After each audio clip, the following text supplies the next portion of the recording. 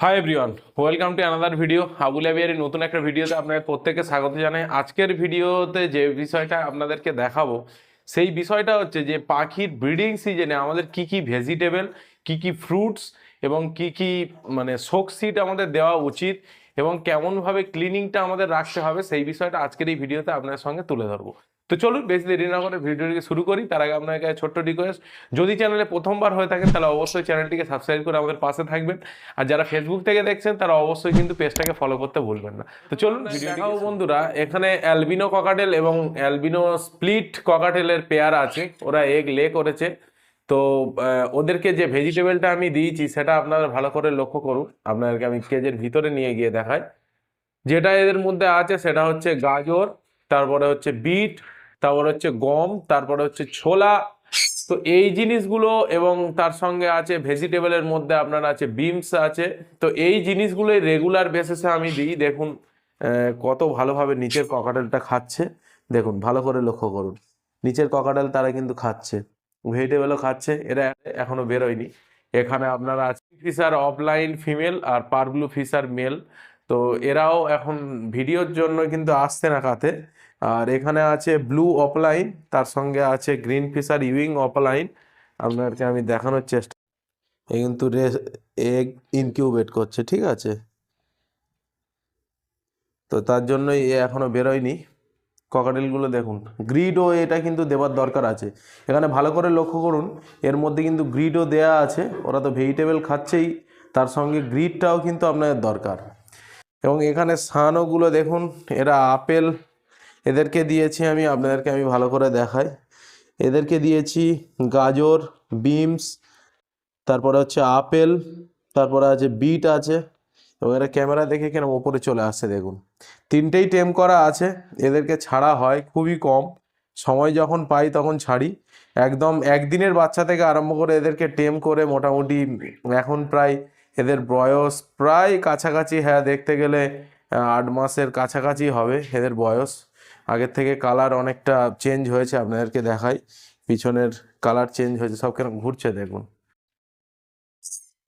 তিনজনেই, এর মধ্যে আছে দুটো মেল আছে, একটা ফিমেল আছে, ডিএনএও করা হয়ে গেছে।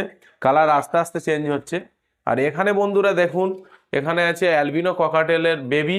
এটা মোটামুটি প্লাগিং এর জন্য এরকম দেখাচ্ছে। তো এরা মোটামুটি দেখুন, আপনার কাছ থেকে দেখাচ্ছি।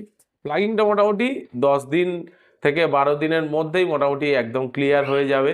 এদের হেড বা এটা সমস্ত কিছু চলে আসে। যাদের অ্যালবিনো ককাটেলের বেবির প্রয়োজন, আমার কাছে কিন্তু মোটামুটি 3 পিসই আছে এবং ব্ল্যাক আইটা ওটা রেড আই স্প্লিট আছে, ঠিক আছে।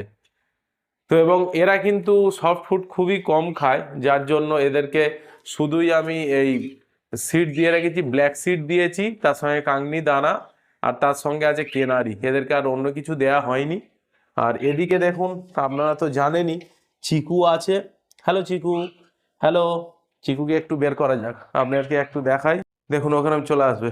চিকু come, Chiku come come, come Chiku come, come come come, Chiku come, come come come, come come, come come, এস এস এস এস এস। তো এ কিন্তু আমার ফার্মের একদম টেম। এও 2 দিনের বাচ্চা থেকে বড় হওয়া, ঠিক আছে। দেখুন ছুড়ে দেবো, চলে আসবে, ও চলে আসবে। করে লক্ষ্য করুন, এরাও কিন্তু খেতে ব্যস্ত। আর এরা একটু বাইরের দিকে দেখছে, আমি আছি বলে ভয়ে খাচ্ছে না, সানগুলো খাচ্ছে। আর এদিকে লটিন অফলাইন নিচের কেজে আছে।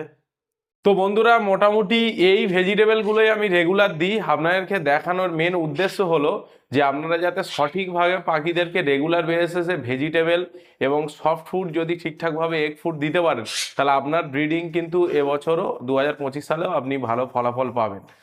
কারণ এই ছিল আজকের ভিডিওর টপিক। আশা করছি বন্ধুরা আপনাদের ভালো লেগেছে এবং আপনারা কেমন আছেন অবশ্যই জানাবেন। Happy new year. এবং আজকে তো 3 তারিখ হয়ে গেল, বছর পড়তে যা দেরি, অটোমেটিকই তাড়াতাড়ি হয়ে যাচ্ছে। এবং ওপেন ইনডোর অ্যাভিয়ারি যেটা করার প্ল্যান, দোকানটা মোটামুটি গতকাল কমপ্লিট হলো। তো চেষ্টা করব এবারে আস্তে আস্তে ওপেন যে আমার যে ইনডোর অ্যাভিয়ারিটা সেটাকে আবার মোটামুটি ঠিকঠাকভাবে রেডি করার জন্য। ঠিক আছে, তো আজকের ভিডিওটা এটুকুই। আশা করছি আপনারা ভালো থাকবেন, সুস্থ থাকবেন এবং আবুল অ্যাভিয়ারি ভিডিওগুলো দেখতে থাকবেন। ধন্যবাদ।